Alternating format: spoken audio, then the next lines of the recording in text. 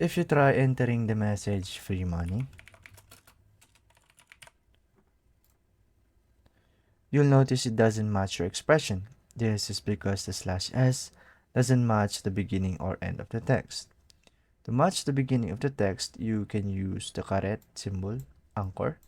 This asserts that your pattern match starts at the beginning of the full string. Now that is the key point. It should start. Again, it should start at the beginning of the full string. Now it says to replace your first slash s character, pardon my French, with a non-capturing group that matches slash s or the caret symbol. Now, it says to replace it, only the first, and that is where we declare the non-capturing group. And we know that non-capturing group consists of a parenthesis, and then a question mark and a colon inside of it. And that is where we input our slash s, and then the OR operator in the caret symbol.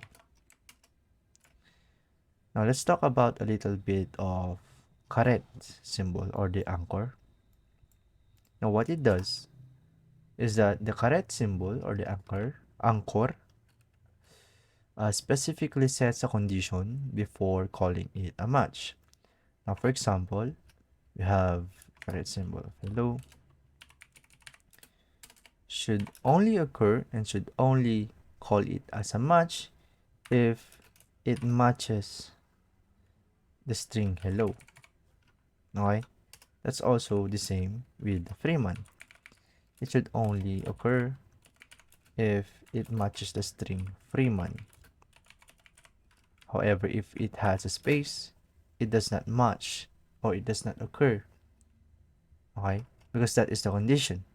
It should only start at the very beginning of the text, like this one. Now, you might be questioning, is it not that the job of the white space match, because white spaces are spaces, tab spaces, and line breaks? Is it not that what to use when we are trying to indicate or find any white spaces of the expression?